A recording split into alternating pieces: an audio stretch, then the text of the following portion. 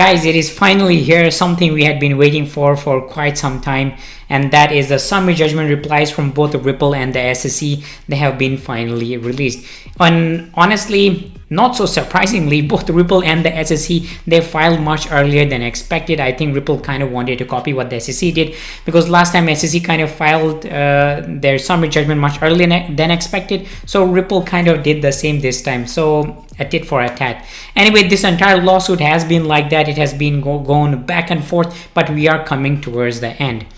But this time, the surprise and the shocker came from Ripple. If you've been following the lawsuit, each time it is the SEC which is kind of bringing these new and crazy things, something that a lot of people are not that happy about. But this time a crazy shocker came from Ripple, which honestly I personally did not expect. And in today's video we'll be looking at that, and we will be talking about very important William Hinman emails and how they are going to be related to this lawsuit and how it might impact the end of this lawsuit, the lawsuit's verdict, which can make or break the price of XRP. And I'm pretty sure you guys are more interested in the price than the lawsuit itself. But guys, keep in mind that lawsuit is not just going to impact the price of XRP, but it is going to impact the entire crypto industry. That is why this lawsuit is so important. Now, if you guys want to know all the minor details of the summary judgment replies, the brief replies from each side, I will link that in the description box below. It's something around 150 pages. But if you don't want to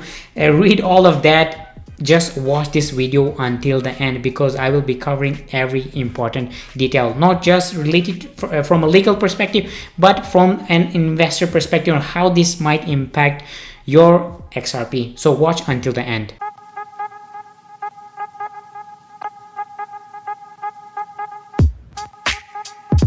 Let's start off with something very important which you might have missed in the last couple of days, and that is after a very long time, more than a year, SEC finally released the William Hinman documents, the documents that contains the emails and drafts of that infamous speech of 2018, in which basically said that Ether and Bitcoin are not a security. Now that is related to Ripple's fair notice defense. That is slightly different from what we are fighting about, what Ripple is fighting about, especially in the summary judgment, and that is a Section 5 of XRP being a security or not. But the fair notice defense is an insurance policy from a Ripple side, and this is something super important, and the shocker is related to that. So keep this in mind. We will come to that in a bit. But now, talking about the SEC's side, from last month, when both sides, Ripple and the SEC, they filed their summary judgments, they both were talking about completely separate things, but this time they both had to reply to each other's side. And from what we have seen so far, Ripple has gotten the upper hand here, but there was something very special in these reply briefs, and that is related to post-sale obligation. Now this is related to the entire highway test on whether XRP is going to be security or not, and saying that, hey, did Ripple have a post-sale obligation for increasing the price of XRP? And honestly, it doesn't. But the SEC had to reply to that something. And whenever in these legal things they have to reply, they have to kind of give evidence of saying that, hey, this case they talked about this thing, and in this case they did that.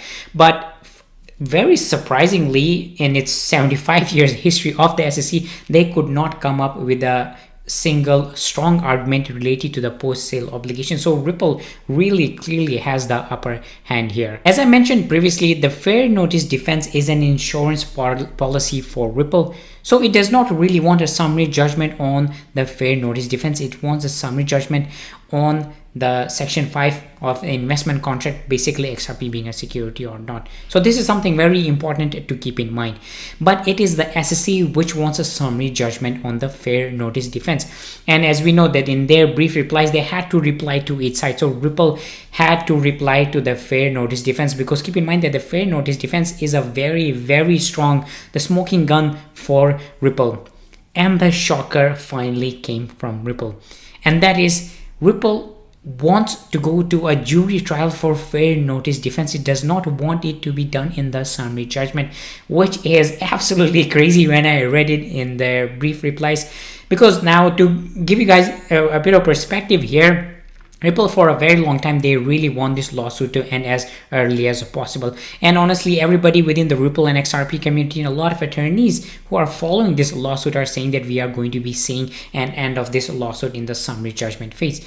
But Ripple saying that they want a jury trial for the fair notice defense, it means it extends this lawsuit for a very, very long time.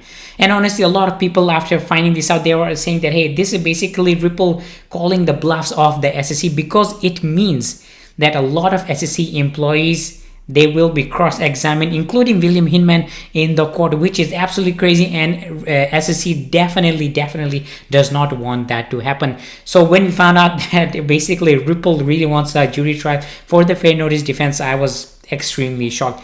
But in my personal opinion, I do not think that we are going to go to a jury trial. I don't think that we are going to go all the way to a jury trial. We are going to see this entire lawsuit basically end within this summary judgment. But if it does go, it would be absolutely crazy, because I'm pretty sure SEC is definitely not going to be happy with that. Now, there is one very good news which came thanks to more than 70,000 XRP users. As we have it here, in its opposition to the SEC government's motion for summary judgment, Ripple lawyers made use of affidavits signed by XRP users or purchasers, as they refer to them in the document, explaining how they did not expect profits from Ripple's efforts when they made their investments. This means the voice of some of the XRP community were heard because of John Deaton's work as amicus curiae. He tells me this will officially poke holes in the SEC's argument that XRP holders entered into an investment contract with Ripple. Wow, this is absolutely great, especially the work that has been done thanks to John Deaton, who is representing more than 70,000 XRP holders out there. So this is absolutely great news. Now, if you're watching this video, I am very likely going to assume that you are an XRP investor and you care more about the price of XRP rather than the lawsuit itself, and very rightfully so. Now, there are two major things that are going to be impacting the price of XRP. The first one, and the most obvious one, is the market sentiment of XRP and of the overall crypto world. And currently we are in the bear cycle, and right now we have no idea on when this bear cycle is going to end. But judging from the past, it seems that we might have overcome or crossed the bottom, at least for the price of XRP. But the next major thing is related to this lawsuit. The lawsuit is going to have a tremendous impact on the price of XRP.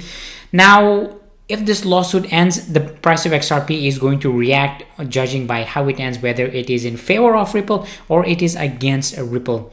Now, technically speaking, next month, November 15th is when we are going to be getting the last replies from both Ripple and the SEC. So November 15th, it is a very important day.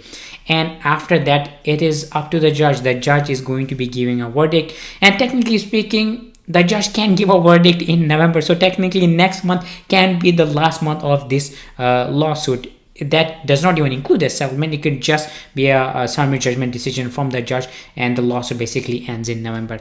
But as you guys already know, that is very unlikely to happen. And from what we have seen in the past, that it takes many months even after the last replies have been sent. So that is why we are expecting this summary judgment verdict to happen somewhere around the first half of 2023, before March of 2023. This does not include if we go to a jury trial, which would further extend it, but from what we're seeing so far, it is very unlikely that that is going to happen.